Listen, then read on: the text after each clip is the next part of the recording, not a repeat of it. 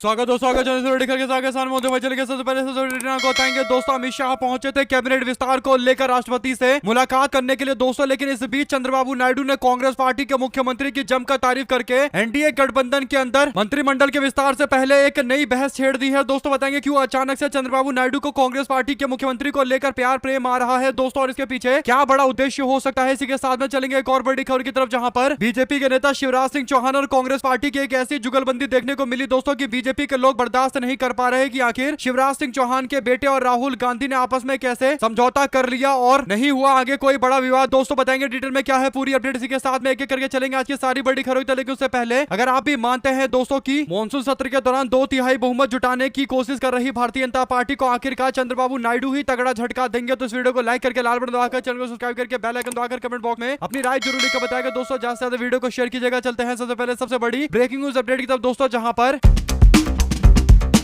केंद्रीय गृह मंत्री अमित शाह राष्ट्रपति भवन में द्रौपदी मुर्मू से मुलाकात करने के लिए पहुंचे हैं दोस्तों। ये मुलाकात केंद्रीय मंत्री परिषद में संभावित फेरबदल को लेकर चल रही अटकलों के बीच में हुई है। ऐसे में अमूमन प्रधानमंत्री राष्ट्रपति से मुलाकात करते हैं दोस्तों, लेकिन यहां पर अमित शाह मुलाकात करने के लिए पहुंचे, जिसे यह इशारा मिल रहा है कि 2029 से पहले मोदी के रिटायरमेंट से पहले अमित शाह खुद को मोदी का विकल्प पेश करने की कोशिश कर रहे हैं दोस्तों। यही बड़ा कारण है कि मोदी सरकार का मंत्रिमंडल कैसा होगा, इस बात को तय करने के लिए अमित शाह राष्ट्रपति से मुलाकात करने पहुंचे हैं दोस्तों। राष्ट्रपति से उनकी मुलाकात काफी चर्चा का विषय इसलिए रही है क्योंकि अभी हाल फिलहाल में ही भारतीय जनता पार्टी नरेंद्र मोदी सरकार के मंत्री जॉर्ज कुरियन ने अपना इस्तीफा दिया है और रवनीत बिट्टू का इस्तीफा जल्द होने वाला है दोस्तों। तीसरा बड़ा इस्तीफा धर्मेंद्र प्रधान का होगा। ऐसे में मंत्रिमंडल विस्तार को लेकर चल रही चर्चाओं के बीच में एक बड़ी खबर दक्षिण भारत के राज्य से सामने आती है दोस्तों। दरअसल ये बड़ी अपडेट आंध्र प्रदेश के मुख्यमंत्री चंद्रबाबू नायडू से जुड़ी हुई है, जिन्होंने कांग्रेस पार्टी के नेता और मुख्यमंत्री रेवंत रेड्डी के काम की जमकर तारीफ की है। कांग्रेस सरकार की तेलंगाना में जमकर तारीफ करते हुए नजर आ रहे मोदी सरकार के सबसे बड़े सहयोगी चंद्रबाबू नायडू दोस्तों। चंद्रबाबू नायडू से जुड़ी बड़ी अपडेट यह है कि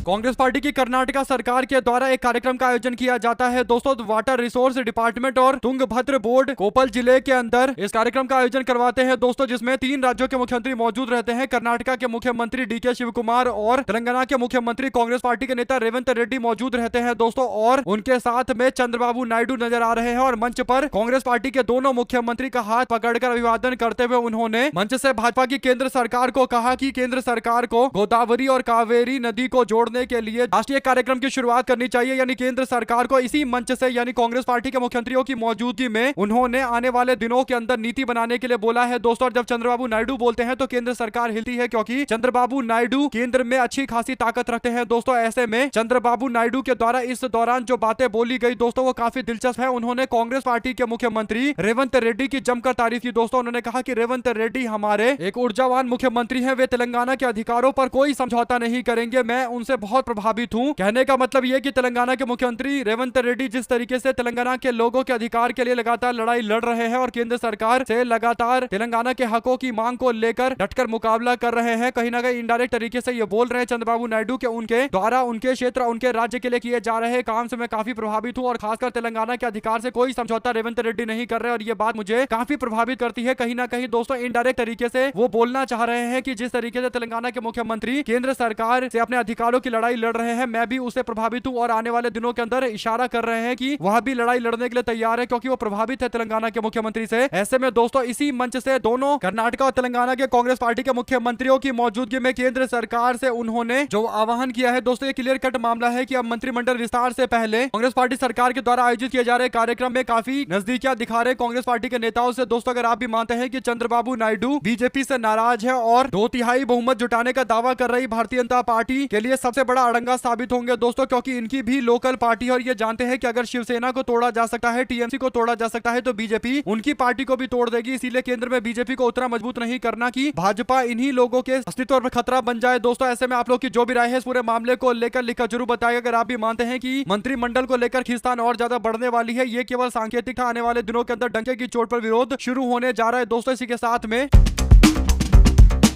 राहुल गांधी कहते हैं कि सत्ता के अहंकार में डूबी मोदी सरकार अब इस मुकाम पर पहुंच गई है कि अपने अधिकारों और निष्पक्ष परीक्षाओं और सुरक्षित भविष्य की मांग करने वाले छात्रों को ही शिक्षा मंत्री आतंकवादी कह रहे हैं। जरा सोचिए, जिसकी नाकामी से इतने पेपर लीक हो गए, उसके राज में 20 बच्चों ने अपनी जान दे दी, जिसने करोड़ों युवाओं के भविष्य के साथ में खिलवाड़ किया है, उनके भविष्य को अंधेरे में डाला है। आज वो पीड़ित बच्चों और उनकी आवाज उठाने वालों को दहशतगर्द बता रहा है। पर ये कोई नई बात नहीं है। अन्नदाता किसानों को इन लोगों ने आंदोलन जीवी और परजीवी कहा था। सवाल पूछने वाले को एंटी नेशनल ये लोग कहते हैं। अब ये युवाओं को दहशतगर्द बता रहे हैं, पर यह कोई नई बात नहीं है। अन्नदाता किसानों के साथ भी इन्होंने ऐसा किया। जो भी सरकार से सवाल पूछेगा उसे देशद्रोही बता दिया जाएगा। राहुल गांधी कहते हैं कि यही इनकी पूरी रणनीति है। धर्मेंद्र प्रधान जी, देश के करोड़ों युवाओं से तुरंत माफी मांगिए और अपनी नाकामियों के लिए इस्तीफा दीजिए। और रही बात मेरी, तो आप मुझ पर जितने चाहे हमले कर लीजिए। मैंने राजस्थान के कोटा में कहा था और फिर कह रहा हूं कि ये शिक्षा व्यवस्था आज सिर्फ एक वसूली तंत्र बन गई है। मैं इसे ऐसे नहीं रहने दूंगा। हर बच्चे को सस्ती, अच्छी शिक्षा और निष्पक्ष परीक्षा मिले। इस आवाज को उठाने में कभी हम पीछे नहीं हटेंगे और इस आवाज को उठाना मैं कभी बंद नहीं करूंगा। यानी छात्रों की गूंज, छात्र जोड़ों की मांग करते हुए राहुल गांधी की तरफ से यह जवाब दिया गया है। दोस्तों, इसी के साथ में राहुल गांधी और शिवराज सिंह चौहान के बेटे का एक मामला कोर्ट में पहुंचा। दोस्तों, इस पे अपडेट यह है कि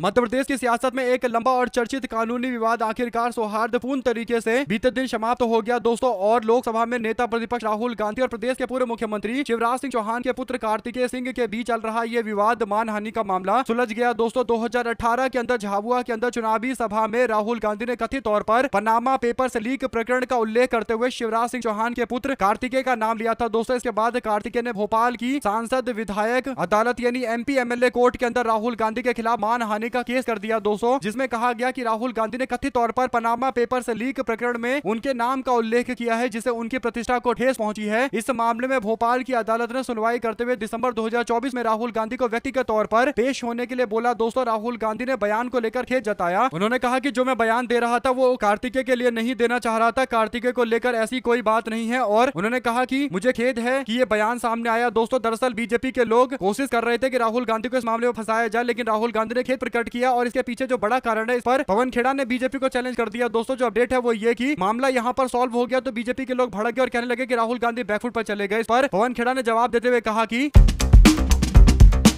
आरएसएस बीजेपी में उस समय हंगामा मच गया जब राहुल गांधी ने गलती से रमन सिंह के बेटे की जगह शिवराज सिंह चौहान के बेटे का नाम ले लिया। बाद में उन्होंने अपनी गलती को सुधार किया, लेकिन असली घोटाला वही रहा। यानी रमन सिंह का बेटा छत्तीसगढ़ के पूर्व मुख्यमंत्री के बेटे का नाम पनामा पेपर से लीक में है। नामों पर इतना ध्यान देना, खासकर तब जब गलती स्वीकार कर ली गई हो, बौद्धिक रूप से खोखलापन बीजेपी वालों का दिखाती है। यानी भाजपा आईटी सेल वाले दावा कर रहे थे कि राहुल गांधी ने इस मामले पर खेद प्रकट किया है। इस पर जवाब देते हुए पवन खेड़ा ने कहा कि आईटी सेल वालों, राहुल गांधी से यह कैसी गलती हुई ये पूछने की बजाय भाजपा वाले खुद इसका जवाब दे कि आखिर भाजपा के मंत्री और उनके रिश्तेदार हर संदिग्ध खुलासे में क्यों सामने आ जाते हैं। पनामा पेपर्स लीक से लेकर एफसीन फाइल तक, मंदिरों की लूट से लेकर परीक्षा घोटाले तक, शेयर बाजार में हेरा फेरी के घोटाले से लेकर इसी तरीके से अन्य मामलों के अंदर भाजपाई पकड़े जाते हैं। एक बिंदु पर संयोग कोई स्पष्टीकरण नहीं रह जाता। वे हमेशा गलत समय पर गलत जगह पर नहीं हो सकते। शायद वे बस गलत लोग हैं और जहां भी जाते हैं कुछ ना कुछ पीछे पीछे उनके गलत घूमता रहता है। कुल मिलाकर दोस्तों, भारतीय जनता पार्टी के नेता और पूर्व मुख्यमंत्री, छत्तीसगढ़ के जो 15 साल मुख्यमंत्री रहे, बीजेपी के वरिष्ठ नेता हैं दोस्तों रमन सिंह, उनके बेटे का नाम पनामा पेपर लीक में आया था। राहुल गांधी ने डंके की चोट पर यह बात कई जगह पर बोली, लेकिन क्योंकि भारतीय जनता पार्टी को राहुल गांधी को बदनाम करना है तो वो दावा कर रहे हैं कि शिवराज सिंह चौहान के बेटे को लेकर राहुल गांधी का दावा गलत हुआ है। लेकिन राहुल गांधी ने रमन सिंह के बेटे को लेकर जब बोला, जो एक हकीकत था दोस्तों, तो उस पर तो मानहानि का कोई मुकदमा ना तो रमन सिंह ना उनके बेटे ने कराया, क्योंकि उनको पता है कि राहुल गांधी या पूरी दुनिया में सबको पता है कि पनामा पेपर लीक में इनका नाम है, उनके बेटे का नाम है। अगर आप भी मानते हैं दोस्तों कि ये राहुल गांधी मुद्दा क्या उठाना चाहते थे, ये ज्यादा जरूरी है। और बीजेपी आईटी सेल वाले चाहे मामले को दबाने की कोशिश करें, छत्तीसगढ़ का चुनाव आ ही रहा है, रमन सिंह के बेटे को लेकर मामला और जोर शोर से उठने वाला है। तो अपनी राय जरूर लिख के बताएगा। साथ साथ दोस्तों,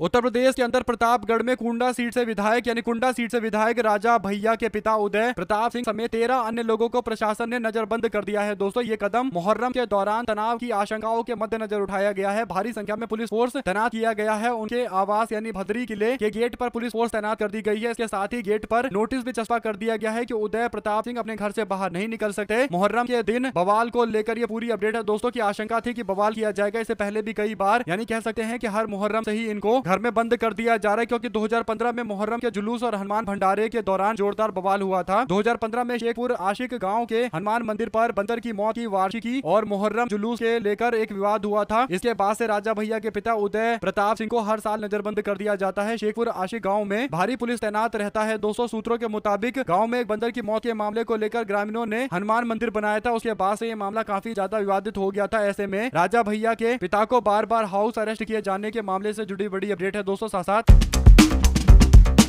बीजेपी के नेता सम्राट चौधरी को लग रहा था कि वो बुलडोजर और एनकाउंटर के नाम पर अपनी छवि को चमका लेंगे दोस्तों, लेकिन मामला एकदम उल्टा पड़ गया। खासकर भरत भूषण तिवारी मामला इनके पल्ले पड़ गया दोस्तों, यानी बुरी तरीके से सरकार बैकफुट पर है। पहले बयान देते हुए मानसिक विक्षिप्त बता रहे थे मुख्यमंत्री सम्राट चौधरी, लेकिन जब जोरदार तरीके का विरोध हुआ तो अचानक से इनके बयान में बदलाव देखने को मिला दोस्तों, और पुलिस वालों को सस्पेंड करके FIR में पुलिस वालों का नाम जोड़ दिया गया है और कार्रवाई की बात कही जा रही है। और मुख्यमंत्री ने कहा कि हमने तो तत्काल कार्रवाई की और जो सबसे ज्यादा हो सकता था, हमने रिटायर्ड जज को नियुक्त किया इस मामले पर जांच पड़ताल करने के लिए। ऐसे में महापंचायत बुलाया गया दोस्तों, जिसमें अलग अलग सामाजिक संगठन के लोग मौजूद रहे और सभी ने मिलकर, राजनीतिक पार्टियों के प्रतिनिधि भी इसमें मौजूद थे और समाज के अलग अलग वर्ग, खासकर ब्राह्मण समाज के लोग मौजूद थे। और महापंचायत का मुख्य उद्देश्य भरत तिवारी को न्याय दिलाना था दोस्तों। कथित फर्जी एनकाउंटर की सच्चाई सामने लाने की मांग को लेकर समर्थकों ने गाँव के अंदर कई सारी मांगे की दोस्तों, और बोला कि जब हथियार फेंक दिया उस व्यक्ति ने तो फिर उसका एनकाउंटर क्यों किया गया, और उन अधिकारियों पर कार्रवाई की मांग की गई है जो लोग इस मामले पर सीधे तौर पर जुड़े रहे और जिन्होंने पटना से आदेश दिया एनकाउंटर करने का। ऐसे में दोस्तों फर्जी एनकाउंटर हुआ, उसके बाद बीजेपी के नेता सम्राट चौधरी का बयान फिर पलटी मारी उन्होंने। महापंचायत का दबाव हुआ तो FIR तक दर्ज की गई है। इसे पता चल रहा है कि सम्राट चौधरी बैकफुट पर हैं और जो छवि वो चमकाना चाह रहे थे एनकाउंटर के नाम पर और दावा कर रहे थे कि एक भी अपराधी को छोड़ेंगे नहीं और अपनी पुलिस को लेकर बड़े बड़े दावे कर रहे थे दोस्तों। उस पुलिस प्रशासन ने मुख्यमंत्री को पूरी तरीके से प्रदेश के अंदर सबके सामने एक्सपोज कर दिया है दोस्तों। मुख्यमंत्री जो एक चेहरा बनना चाह रहे थे कि वो एक बुलडोजर और एनकाउंटर के नाम पर अपना चेहरा चमका लेंगे, तो ऐसा बिल्कुल नहीं हुआ, बल्कि इस मामले पर ये बुरी तरीके से बैकफुट पर है। आप लोग क्या कुछ कहना चाहते हैं सम्राट चौधरी के बारे में दोस्तों, लिखकर जरूर बताएगा। चलते हैं एक और बड़ी अपडेट की तरफ, जहां पर तमिलनाडु के मुख्यमंत्री MK स्टालिन ने राज्य विधानसभा में अपने बेटे और विपक्ष के नेता उदयनिधि स्टालिन पर मुख्यमंत्री विजय द्वारा कसे गए तंज का करारा जवाब दिया है दोस्तों। हाल ही में विधानसभा चुनाव में DMK की हार और सदन के अंदर MK स्टालिन की अनुपस्थिति को लेकर, यानी MK स्टालिन भी चुनाव हार गए थे, तो इस पर तंज कसते हुए विजय ने, थलपति विजय ने कहा था कि ये बताए जरा MK स्टालिन के बेटे उदयनिधि स्टालिन की आपके पिता विधानसभा में दिखाई नहीं दे रहे हैं, यानी तंज कसा उन्होंने कि आपके पिता भी चुनाव हार गए। तंज पर पलटवार करते हुए अब तमिलनाडु के पूर्व मुख्यमंत्री MK स्टालिन ने कहा कि वो विधानसभा में आए ना आए, लेकिन वो लोगों के दिलों में तो बसे हुए हैं। राज्यपाल के अभिभाषण का जवाब देते हुए मुख्यमंत्री ने अपने जाने पहचाने कुटी स्टोरी वाले अंदाज में, यानी तंज कसने वाले अंदाज में पूर्व मुख्यमंत्री MK स्टालिन की विधानसभा में अनुपस्थिति को लेकर कटाक्ष किया दोस्तों। उन्होंने एक कहानी सुनाते हुए अप्रत्यक्ष रूप से उदयनिधि स्टालिन पर निशाना साधा, जिसकी राज्य के कई राजनीतिक नेताओं ने जमकर तीखी आलोचना की दोस्तों। अपने भाषण के दौरान मुख्यमंत्री विजय ने एक हाथ के इशारे की भी नकल की दोस्तों, जिसे MK स्टालिन से जोड़कर देखा गया। उनका ये अंदाज सोशल मीडिया पर काफी ज्यादा लोग शेयर कर रहे हैं दोस्तों। त्रिवरूर में एक जनसभा को संबोधित करते हुए MK स्टालिन ने विजय की टिप्पणी को लेकर पलटवार करते हुए कहा कि सदन में उनकी शारीरिक उपस्थिति नहीं है, यानी फिजिकली वो उपस्थित नहीं है, लेकिन इससे उनका प्रभाव कम नहीं होता। मुख्यमंत्री ने पूछा था कि आपके पिता कहाँ हैं, तो MK स्टालिन ने कहा कि लोगों के दिलों और दिमागों में बसता हूं। तो एक तरीके से दोस्तों अब दोनों पार्टियों के बीच में इस तरीके की बयानबाजी शुरू हो चुकी है और आने वाले दिनों के अंदर MK स्टालिन और ज्यादा हमलावर होते हुए नजर आएंगे। साथ साथ उत्तर प्रदेश के अंदर भाजपा संगठन टीम का ऐलान कर दिया गया है दोस्तों। पूर्वांचल के नेता और सपा छोड़कर बीजेपी में आई पूजा पाल को बीजेपी ने उपाध्यक्ष बनाया है। पश्चिमी उत्तर प्रदेश से आने वाले पूर्व मंत्री सुरेश राणा, जिनको एकदम अलग थलग कर दिया गया था दोस्तों, सुरेश राणा एक बार फिर से उपाध्यक्ष बनाकर भारतीय जनता पार्टी ने बड़ी जिम्मेदारी देकर मैदान में उतारा है दोस्तों। प्रदेश भाजपा संगठन में 19 उपाध्यक्ष हो गए हैं, जबकि प्रदेश मंत्री की संख्या 18 है। उत्तर प्रदेश में अगले साल विधानसभा चुनाव होने वाले हैं दोस्तों। चुनाव के 9 महीने पहले बीजेपी की इस टीम को बेहद अहम माना जा रहा है। इसमें समाजवादी पार्टी के PDA की काट के लिए OBC समाज पर जोर दिया गया है। दिनेश प्रताप सिंह को उत्तर प्रदेश बीजेपी का प्रवक्ता बनाया गया है, जबकि देवेंद्र सिंह UP बीजेपी किसान मोर्चा के अध्यक्ष बनाए गए हैं। रोहित मिश्रा को बीजेपी युवा मोर्चा का अध्यक्ष बनाया गया है। अशोक रावत को भाजपा अनुसूचित जाति का अध्यक्ष नियुक्त किया गया है। सरोज कुशवाहा को बीजेपी महिला मोर्चा के अध्यक्ष के तौर पर नियुक्त किया गया है। नीरज सिंह को बीजेपी के उपाध्यक्ष बनाए गए हैं और नीरज सिंह रक्षा मंत्री राजनाथ सिंह के बेटे हैं दोस्तों, यानी राजनाथ सिंह का एक बेटा पहले से ही नोएडा का विधानसभा चुनाव जीतकर विधायक बना हुआ है दोस्तों, यानी यानी विधायक पहले से ही राजनाथ सिंह का बेटा था और एक और बेटा जो दूसरे नंबर का बेटा उसको बीजेपी ने उपाध्यक्ष बना दिया है, जिसके बाद चर्चाएं ये भी चल रही है कि शायद राजनाथ सिंह अब रक्षा मंत्री के पोस्ट से इस्तीफा देकर गवर्नर के पोस्ट पर चले जाएंगे और रक्षा मंत्री बदला जाएगा देश के अंदर, क्योंकि इनके दोनों बेटे को पार्टी और संगठन के अंदर भारतीय जनता पार्टी ने फिक्स कर दिया है। इसी के साथ में बीजेपी में किए गए इस तरीके के बदलाव से एक बात तो तय है दोस्तों की आने वाले उत्तर प्रदेश के चुनाव में बीजेपी में जमकर और परिवारवाद चलने वाला है, और दूसरा ये कि पुराने नेताओं पर भी भाजपा ज्यादा भरोसा जता रही है। आप लोग इस पर अपनी राय जरूर लिखकर बताएगा। साथ साथ दोस्तों, उत्तर प्रदेश के विधानसभा चुनाव से पहले कानपुर के अंदर सियासी हलचलें तेज है दोस्तों। नगर निगम में पार्षदों ने दूसरे पार्षद ग्रुप के खिलाफ मोर्चा खोल दिया है। ये बीजेपी के अंदर बवाल का पूरा मामला है। सत्ता पक्ष के पार्षद अपने ही बागी पार्षदों के खिलाफ मैदान में उतर आए हैं दोस्तों। कानपुर में बीजेपी पार्षदों के दो गुट एक दूसरे के आमने सामने है। बागी 6 पार्षदों के खिलाफ बुधवार को बीजेपी के 75 पार्षदों ने मोर्चा खोल दिया है दोस्तों। इस दौरान सपा और निर्दलीय पार्षद भी मौजूद थे। प्रमिला सभागार के अंदर मोती झील में आयोजित पत्रकार वार्ता में बीजेपी पार्षद दल के नेता नवीन पंडित ने कहा कि अपने आपको बागी कहने वाले 6 पार्षद बीजेपी की छवि को नुकसान पहुंचा रहे हैं। चुनाव आने वाले हैं और जनता हमसे सवाल पूछेगी कि पार्टी में क्या चल रहा है। तो जो 75 पार्षद है सब मिलकर ये जो 6 पार्षद बागी हो गए हैं उनके खिलाफ बगावत कर रहे हैं दोस्तों। यानी बीजेपी के अंदर कानपुर में जमकर रस्साकसी चल रही है और ये सत्ता की आपस की लड़ाई खुलकर सबके सामने आ गई है दोस्तों। साथ ही साथ पप्पू यादव कांग्रेस पार्टी की तरफ से ग्वालियर में मौजूद थे, जहां पर उन्होंने छात्रों की गूंज कार्यक्रम अभियान में शामिल होकर प्रेस कॉन्फ्रेंस के दौरान पार्टी को लेकर आगे की सारी रणनीति बताई है दोस्तों। उन्होंने 30 जून से देश के 28 शहरों के अंदर छात्र संपर्क अभियान को लेकर दावा करते हुए कहा कि हम लोग अभियान चलाने जा रहे हैं और 1 अगस्त को कलेक्ट्रेट का घेराव किया जाएगा। 9 अगस्त को जब देश भर के अंदर अभियान पूरा हो जाएगा तो कांग्रेस पार्टी दिल्ली में संसद घेराव का कार्यक्रम प्रस्तावित कर रही है। पूर्णिया के सांसद पप्पू यादव प्रेस कॉन्फ्रेंस के दौरान ये सारी बातें बता रहे थे दोस्तों। पप्पू यादव की कांग्रेस पार्टी में धीरे धीरे करके भूमिका और ज्यादा बढ़ती चली जा रही है। साथ ही साथ ममता बनर्जी भवानीपुर से हारी, लेकिन उन्होंने चुनाव को चुनौती दी है दोस्तों। जो बड़ी अपडेट है वो ममता बनर्जी जब ये मामला लेकर पहुंची कोर्ट दोस्तों, तो जज ने बताया कि उनके बड़े भाई बीजेपी के राष्ट्रीय प्रवक्ता है। जज की इस साफ गोई को लेकर अब चर्चा ये चल रही है कि क्या वो सच बोल रहे हैं कि उनके भाई बीजेपी के प्रवक्ता है या फिर ममता बनर्जी के बुरे दिन में कोर्ट उन पर तंज कसने की कोशिश कर रहा है। अदालत ने चुनाव आयोग को सभी ईवीएम और रिकॉर्ड को सुरक्षित रखने का आदेश दिया है। ममता बनर्जी के 2 प्रमुख आरोप है। पहला ये कि जो मतगणना यानी काउंटिंग का जो सेंटर था वहां पर तृणमूल कांग्रेस के एजेंटों को बाहर रखा गया और एसआईआर की प्रक्रिया के दौरान हजारों वैध मतदाताओं के वोट काट दिए गए। इंसाफ होगा इसकी उम्मीद की जा रही है और इसीलिए कोर्ट पहुंचे हैं दोस्तों। लेकिन कोर्ट में ये जो बयान जज ने दिया कि उनके बड़े भाई भाजपा के प्रवक्ता हैं, अब इसको लेकर चर्चाएं चल रही है। अब देख रहे हैं लोग पता कर रहे हैं कि आखिर जो जज बोल रहे हैं वो बात सही है या नहीं है। साथ साथ विदेश मंत्रालय ने बुधवार को कहा कि पासपोर्ट नागरिकता का प्रमाण नहीं है, ये सिर्फ एक यात्रा दस्तावेज है। 14वीं पासपोर्ट सेवा दिवस सरकार मना रही थी। इस दौरान उन्होंने कहा कि पासपोर्ट केवल अंतर्राष्ट्रीय यात्रा की सुविधा के लिए जारी किया जाता है। इससे पहले एसआईआर से जुड़े हुए डॉक्यूमेंट में सुप्रीम कोर्ट ने आधार कार्ड को पहचान दस्तावेज बताया था दोस्तों। जब लोग इतने परेशान हो रहे थे तो कोर्ट के द्वारा आधार को भी एक डॉक्यूमेंट के तौर पर एसआईआर में स्वीकार करने के लिए बोला गया था। लेकिन उससे पहले चुनाव आयोग के द्वारा जो 11 डॉक्यूमेंट मांगे जा रहे थे उसमें दोस्तों एक नाम जो एक था वो पासपोर्ट का भी था। तो इसका मतलब पासपोर्ट को भी एक तरीके से प्रमाण के लिए इस्तेमाल किया गया था। अब सवाल यह है कि देश के अंदर फिर नागरिकता का प्रमाण क्या है, जब पासपोर्ट जो इतना ज्यादा मुश्किल से बनता है दोस्तों। पुलिस चेकिंग होती है, पुलिस वेरिफिकेशन होता है और पासपोर्ट केवल उसी व्यक्ति का बन सकता है जो भारतीय है। और किसी एक बहुत सीरियस केस में जब सरकार चाहे तब वो किसी अन्य व्यक्ति को भी पासपोर्ट दे सकती है जो भारत का नागरिक नहीं है। लेकिन वो काफी एक्सेप्शन वाला केस होता है, यानी अगर कुछ बहुत ज्यादा अजीब सा मामला सामने आ जाए तो सरकार ये फैसला ले सकती है। लेकिन ये हमेशा तय है कि पासपोर्ट एक भारतीय को भारत की सरकार देती है। लेकिन बीजेपी की सरकार कह रही है कि पासपोर्ट वो दस्तावेज नहीं है जिससे किसी व्यक्ति की नागरिकता तय होगी। यानी दोस्तों देश के अंदर इतने सारे प्रमाण पत्र हैं, इतने तरीके के प्रमाण पत्र हैं, आधार कार्ड, पहचान पत्र, राशन कार्ड से लेकर पासपोर्ट, जन्म प्रमाण पत्र, आवासीय प्रमाण पत्र, लेकिन कुछ भी देश के अंदर नागरिकता साबित नहीं करता। जब सवाल सबसे बड़ा तो अब तो यही है कि नागरिकता साबित करने वाला आखिर वो दस्तावेज देश के अंदर है कौन सा, और अगर नहीं है तो फिर देश में ये तय कैसे हो रहा है कि कौन नागरिक है कौन नहीं नागरिक है। कुल मिलाकर दोस्तों एनआरसी और सिटीजनशिप अमेंडमेंट एक्ट को लेकर जो भाजपा के दावे थे दोस्तों उसके इतर ये सारा मामला है। आप लोग इस पर अपनी राय जरूर लिखकर बताएगा। साथ साथ